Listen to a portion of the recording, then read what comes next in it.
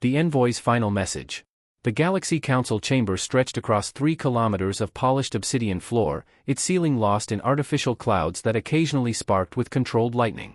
50,000 civilizations had representation here, their delegates seated in curved rows that spiraled upward like the chambers of an ancient nautilus shell. At the center of it all stood a single human woman, alone on a platform that seemed designed to make her appear insignificant. Captain Sarah Chen wore the simple blue uniform of Earth's diplomatic corps. No weapons, no armor, just cloth and thread and the weight of 8 billion hopes resting on her shoulders. She had traveled 6 months through the void to reach this place, carrying humanity's formal petition for recognition as a sovereign species. The document had taken 3 years to write, translated into 400 languages, printed on materials that would last 10,000 years. The Council had taken 17 seconds to reject it. High Chancellor Vorin, a being that resembled crystallized smoke given form and consciousness, floated above the assembly. His voice echoed through translation devices embedded in every seat, speaking simultaneously in languages that human ears could never naturally comprehend. Sarah understood him perfectly through her own translator, and she wished she did not. The species calling itself humanity has been evaluated according to the standards established over 90,000 years of galactic civilization, Vorin announced. They fail to meet the minimum requirements for sovereignty. Their technology is derivative. Their culture is fragmented. Their history is stained with violence against their own kind. Most critically, they have demonstrated no unique contribution to galactic society that would justify their independence. Sarah felt her jaw tighten. She had prepared for rejection, but not for this casual dismissal, this reduction of everything humanity had ever achieved into a few sentences of contempt. Around the chamber, thousands of alien delegates watched with expressions she could not read on faces she barely understood. Some seemed bored. Others appeared amused. Therefore, Vorin continued, humanity will be classified as a probationary species. They will be permitted to exist under council supervision. Their worlds will be administered by appointed governors. Their technology will be regulated. Their expansion into space will be controlled. This decision is final and not subject to appeal. The chamber filled with a sound like distant thunder. Sarah realized it was applause. Thousands of beings expressing approval at humanity's reduction to manage children, permanent wards of a galaxy that had already decided they would never be equals. Something broke inside Sarah Chen at that moment. Not her spirit, but something else. The part of her that had believed in diplomatic solutions, in reasoned argument, in the power of words to bridge the gaps between species. She had spent her entire adult life preparing for this mission, learning alien customs, studying galactic law, believing that if she could just explain humanity clearly enough, the galaxy would understand. Now she understood something herself. The Council did not care about understanding. They cared about control. Sarah stepped forward to the edge of her platform. Protocol dictated that she bow, accept the judgment, and return to Earth with the news that humanity would spend the next century proving itself worthy of basic rights. Instead, she looked up at Vorin and spoke clearly into the silence that followed the applause. No. The single word echoed through the chamber. The applause stopped abruptly. Vorin's crystalline form seemed to sharpen, edges catching the light like knives. Explain yourself, human. Sarah felt her heart pounding, but her voice remained steady. I said no. Humanity rejects your judgment.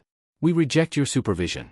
We reject your rules that were written before we learned to walk upright, by species that decided long ago that no one new deserves a seat at the table. Murmurs rippled through the assembly. Vorin's voice took on an edge Sarah had not heard before. You do not have the authority to reject the Council's decision. You are a single individual representing a species that controls precisely one star system.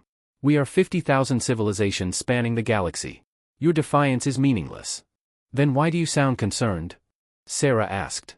If we are so meaningless, why did you bother evaluating us at all? Why create rules about who deserves sovereignty unless you are afraid that someone might challenge the comfortable order you have built? She was crossing lines now, burning bridges that had taken decades to construct. She did not care anymore. Something in Vorin's dismissive tone, in the casual cruelty of reducing humanity's entire existence to a bureaucratic footnote, had ignited a fire she had not known she carried. You want to know what makes humanity unique? Sarah continued, her voice rising. We came from a world that tried to kill us every single day. Ice ages and plagues, predators and natural disasters. We survived because we were too stubborn to die. We reached the stars because we refused to accept that the sky was a limit. And we will never, ever accept that our destiny is to be your subordinates. The chamber erupted in chaos.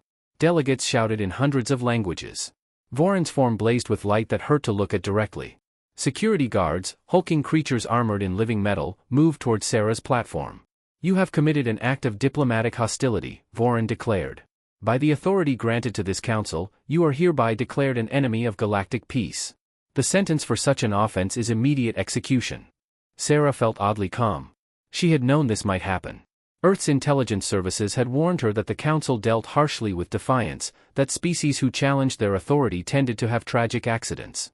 She had accepted this mission anyway, because someone needed to stand in this chamber and tell the truth, even if it cost them everything. "Do what you need to do," Sarah said quietly. "But know this. Earth will remember. Humanity will remember. And we will never forgive." The guards reached her platform. Energy weapons charged with a sound like tearing metal. Sarah closed her eyes and thought of home, of blue skies and green oceans, of every human who had ever looked up at the stars and dreamed of what waited there. The weapons fired. Captain Sarah Chen died on the obsidian floor of the Galaxy Council chamber, her blood the first human blood ever spilled on alien soil. Her body was left there for 3 hours as a warning, a message to any species that might consider following her example. The Council broadcast the execution across every civilized world. They wanted everyone to see what happened to those who defied galactic order. They expected humanity to respond with fear, with submission, with desperate pleas for mercy. Instead, Earth went silent. Every human transmission ceased. Every diplomatic channel closed. Every human ship in neutral space turned and headed home without explanation. The silence lasted 72 hours, and during that time, the Council congratulated itself on teaching humanity a valuable lesson about the consequences of arrogance. They had no idea what was actually happening. Deep beneath the mountains of Colorado, in a facility that officially did not exist, Dr. James Morrison stood before a wall of screens showing every corner of human space. He was 73 years old, his hair long since gone to silver, his hands steady despite the weight of the decision he had just made. Around him, 300 men and women worked in focused silence, their faces illuminated by the glow of systems that were coming online for the first time in 50 years. "Confirmation received from all stations," reported Commander Lisa Park, Morrison's second-in-command. "Protocol Nightmare is fully active. All assets are responding." Morrison nodded slowly. He had hoped this day would never come, that humanity would find its place in the galaxy through peace and mutual understanding. Sarah Chen had believed in that possibility so strongly that she had volunteered to be the bridge between species, knowing the risk. Now Sarah was dead, and the bridge had burned. "How long until they notice?" Morrison asked. "Could be hours, could be days," Park replied. "The Silent Watchers have been dormant for so long that most civilizations have forgotten they exist. Some never knew they were there in the first place." Morrison allowed himself a grim smile. The Silent Watchers. Humanity's greatest secret and greatest shame. When humans had first developed faster-than-light travel, they had spent 20 years exploring before making contact with the Council. 20 years of finding abandoned worlds and dead civilizations, of uncovering the pattern of species that had risen and fallen under Council supervision. 20 years of realizing that the galaxy was not a place of peaceful cooperation, but a garden carefully maintained by gardeners who pulled up any weeds that grew too tall. So humanity had prepared. In secret, in silence, they had seeded the void with weapons that no one would expect from a primitive species. AI-controlled platforms hidden in dead asteroids, cloaked in darkness, waiting for a signal that might never come. Weapons built not to conquer, but to ensure that if humanity fell, they would not fall quietly. "Send the message," Morrison ordered. Park's fingers moved across her console. Across human space, in 1,000 hidden locations, ancient systems received their activation codes. Satellites that had orbited in silence for half a century suddenly came alive. Weapons platforms buried in the rings of gas giants began charging their cores. And in the depths of space where no light reached, massive ships began to wake from their long sleep. The Council had made their choice when they killed Sarah Chen. Now they would learn what it meant to threaten a species that had climbed from the bottom of the food chain to the top, not through strength alone, but through the stubborn refusal to accept extinction. Morrison looked at the countdown timer on his main screen. 60 hours until the first Council ships would start disappearing. 96 hours until the Council realized they were under attack. 120 hours until they understood that the primitive species they had dismissed had been preparing for war since the day they first reached the stars. "For Sarah," Morrison said quietly. Around the command center, 300 voices echoed the words. "For Sarah." In the cold void of space, humanity's hidden fleet began to move, and the galaxy would never be the same again. The price of arrogance. Admiral Tarkus of the Vectar Empire stood in the Council's war room, his 4 arms crossed in a gesture of barely contained fury. He was a creature of pure military pragmatism, his exoskeleton scarred from 100 battles, his compound eyes capable of processing tactical data faster than most species' computers. He had served the Council for 2 centuries, crushing rebellions and enforcing order across 1,000 worlds. Never, in all that time, had he encountered a situation like this. "Explain to me again how an entire battle group simply vanishes," he demanded, his voice a rasping chittering that the translators rendered as cold anger. High Chancellor Voron's crystalline form flickered with what might have been uncertainty. Battlegroup 7 was on patrol near the Kepler sector. They reported normal operations, then all communication ceased. When we sent scouts to investigate, they found nothing. No wreckage, no distress signals, no evidence of combat. 23 ships and 40,000 crew members, simply gone. "That was 3 days ago," Tarkus stated. "Since then?" The tactical officer, a Morvian with skin like polished stone, brought up a holographic display. Red markers appeared across the star map, each one representing a missing Council vessel. 17 more incidents, Admiral. Scouts, cruisers, even the dreadnought Infinite Authority. All disappeared without trace. "We have lost over 200 ships in 72 hours. Tarkus studied the pattern. The missing ships formed a rough sphere around human space, but not adjacent to it. These were vessels on distant patrols, far from Earth, with no apparent connection to the executed Envoy. This cannot be coincidence. Show me the human response to the Envoy's execution." "That is the problem, Admiral," Voron said quietly. "There has been no response. Human space is completely silent. Every communication channel is closed. Every diplomatic mission has been recalled. It is as if they have simply withdrawn from galactic society." "Withdrawn?" Tarkus's mandibles clicked in what might have been laughter. "Species do not withdraw after one of their representatives is executed.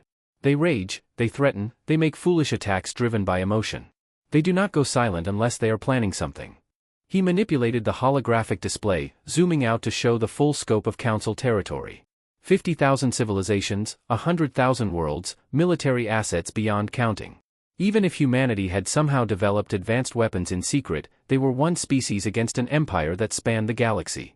The mathematics of the situation were absurd. "Send probes to every location where ships disappeared," Tarkus ordered. "I want detailed scans of every cubic meter of space. Whatever destroyed our vessels left some trace. Find it." The probes were dispatched within hours.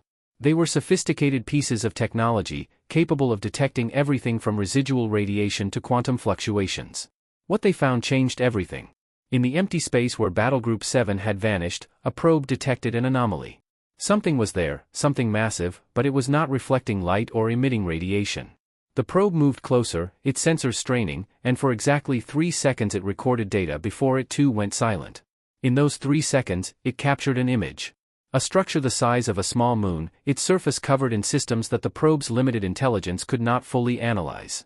Weapons, certainly, but also other things. Power cores that made Council reactors look like candles. Computational systems more advanced than anything in the known galaxy. And at the heart of it all, an intelligence that had watched the probe approach, evaluated it, and eliminated it with casual efficiency. The data reached Tarkus's flagship just as similar reports came from other probe missions. The pattern was clear now, terrifyingly clear. Humanity had not been idle during their first century in space. They had been building. And what they had built was far beyond what any species should have been capable of achieving. "Silent Watchers," whispered one of the tactical officers, a young Krell who had been studying human culture. There was a reference in their ancient literature. Guardians placed in the void to protect against external threats. "I thought it was mythology." "Mythology does not destroy dreadnoughts," Tarkus said grimly. He turned to Voron. "We need to open negotiations with humanity immediately." "Negotiations?" Voron's form blazed with indignation. "They are attacking Council vessels. This is an act of war." "No," Tarkus corrected. "We committed an act of war when we executed their envoy. This is a response. And based on what I am seeing, it is a measured response. They are targeting military assets only, avoiding civilian casualties, and they are doing it with such precision that we cannot even mount a defense. This is not rage, Chancellor. This is a message." Before Voron could respond, another alarm sounded. The holographic display erupted with new data. Council military installations across 3 sectors had simultaneously gone dark. Not destroyed, but offline. Every system shut down, every weapon disabled, every ship docked and unable to launch. Hundreds of facilities, all struck in the same instant by an attack that left no physical damage but rendered them completely inert. "How?" Vorin demanded. Our networks are isolated. Our systems are shielded against any known intrusion method. Dr. James Morrison's face appeared on every screen in the war room. It appeared on every screen across Council space, from the humblest outpost to the High Chancellor's private chambers. His transmission cut through every defense, bypassed every security protocol, and spoke with a calm that was more terrifying than any threat. High Chancellor Vorin. Admiral Tarkus. Members of the Galaxy Council. I am Dr. James Morrison, Director of Earth's Deep Space Defense Initiative. For the past 72 hours, you have been experiencing what we call Protocol Nightmare. It is humanity's response to existential threats, and it has been active since before we made first contact with your council. Morrison's image was replaced by technical schematics. Designs for the Silent Watchers, blueprints for AI systems more advanced than anything the council possessed, weapon specifications that made even Tarkus's veteran composure falter. When we discovered faster-than-light travel, we spent 2 decades exploring before introducing ourselves to galactic society, Morrison continued. During that time, we found the ruins of 47 civilizations. Species that had been promised protection by the Council, that had surrendered their sovereignty in exchange for peace, and that had been gradually absorbed and erased when they were no longer useful. We found your garden of controlled species, and we decided we would never be planted in it. The schematics were replaced by Morrison's face again. His expression was not angry, just tired and infinitely sad. So we prepared. We built weapons and hid them in places you would never think to look. We developed AI systems and taught them to think in ways that Council technology cannot detect or counter. We made ourselves look primitive and harmless while we surrounded your empire with the tools of your destruction. And we waited, hoping we would never need to use them. Then you killed Captain Sarah Chen, Morrison said, and for the first time, emotion crept into his voice. You executed a woman whose only crime was refusing to accept that humanity should be your subordinate. You made her death a spectacle, a warning to frighten us into submission. Instead, you activated the very response system you should have feared most. The tactical display updated again. More Council facilities going dark. More ships disappearing. The losses were accelerating now, not because humanity was increasing their attacks, but because they were revealing how much of Council space they had already compromised. Here are your options, Morrison stated flatly. First, you can continue this conflict. We will systematically dismantle every military asset you possess. We will not harm civilians, but we will leave you defenseless. Your 50,000 civilizations will realize that the Council cannot protect them, and your empire will collapse from within. Second option, you can attempt to destroy Earth. We know you have planet-killing weapons. We know you have the capacity to sterilize our world. Be aware that if you choose this path, we have automated systems that will respond in kind. Every core Council world has been targeted. If Earth falls, so does your civilization. Tarkus felt his limbs go cold. The casual certainty in Morrison's voice suggested this was not a bluff. Humanity had positioned weapons capable of destroying worlds, and they had done it without anyone noticing. Your third option, Morrison continued, is to negotiate. Not from a position of strength, because you no longer have that position. But from a place of mutual survival. You leave humanity alone. You grant us full sovereignty with no conditions, no supervision, no gradual absorption into your empire. You allow us to exist as equals, and in exchange, we will deactivate Protocol Nightmare and withdraw our weapons. You have 12 hours to decide, Morrison said. After that, we will assume you have chosen option 1, and we will proceed accordingly. I hope, for all our sakes, that you choose wisely. The transmission ended. The war room fell into stunned silence. Vorin's crystalline form had lost its usual brilliance, dimmed by shock and, Tarkus suspected, fear. This is impossible, Vorin whispered. One species cannot threaten the entire Council. They are not threatening us, Tarkus said quietly. They are simply explaining the reality we failed to see. We have been so accustomed to being the strongest force in the galaxy that we forgot what it means to face an actual peer. Or perhaps something more than a peer. He pulled up the data on the Silent Watchers again, studying the technology that should not have been possible for such a young species. Unless, he realized, they were not young at all. Humanity had existed for hundreds of thousands of years before developing space travel. They had survived ice ages and mass extinctions, built civilizations and watched them fall, learned and adapted and endured. The Council had judged them based on their technological level, never considering that wisdom and cunning had nothing to do with how long a species had possessed starships. We have to negotiate, Tarkus said. We have no choice. The Council does not negotiate with threats, Vorin declared, but his voice lacked conviction. Then the Council will fall, Tarkus replied. I have spent 2 centuries fighting for galactic order, Chancellor. I know the difference between a war we can win and one that will destroy us. This is the second kind. Over the next 6 hours, the council debated. Some members demanded retaliation. Others, particularly those whose species had been conquered by the council in the distant past, suggested that perhaps humanity had a point. The mathematics were cold and undeniable. Humanity had demonstrated the capacity to cripple council military infrastructure. If they had been lying about their planet-killing weapons, then the council would respond with overwhelming force. But if they had been telling the truth, then retaliation would mean mutual annihilation. In the end, survival instinct won over pride. 8 hours after Morrison's ultimatum, High Chancellor Vorin sent a response. The council agreed to negotiate. The negotiations took place in neutral space, on a human vessel that made every council representative uncomfortable with its obvious military capabilities. Dr. Morrison was there, along with representatives from every major nation on Earth. They were polite, professional, and absolutely inflexible on their core demands. Humanity would be recognized as a fully sovereign species. All council oversight would be immediately terminated. Human space would be considered inviolable, with any unauthorized entry treated as an act of war. In exchange, humanity would deactivate Protocol Nightmare and agree to respect council territory. The agreement was signed within 24 hours. The council had no leverage, no bargaining position, nothing to offer except their acceptance of the inevitable. As the council representatives departed, Admiral Tarkus found himself alone with Dr. Morrison. The old human was reviewing data on a portable screen, his expression unreadable. "You knew this would happen," Tarkus said. "From the moment Captain Chen accepted her mission, you knew the council might kill her.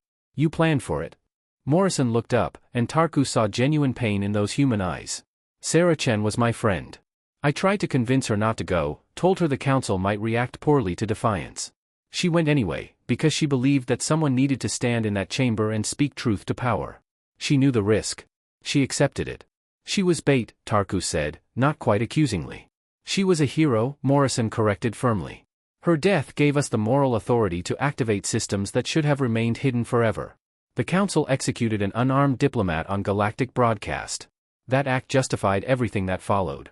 Without it, we would have been the aggressors." He closed his screen and looked directly at Tarkus. "Your empire has ruled the galaxy for 90,000 years by convincing species that they had no choice but to submit. Sarah Chen proved that was a lie. She stood alone against your entire council and refused to kneel. Her death showed every species in the galaxy that defiance is possible, that the council can bleed. Do you understand what that means?" Tarkus did. The council's power had always rested on the perception of invincibility. One human woman had shattered that perception, and the empire would never recover.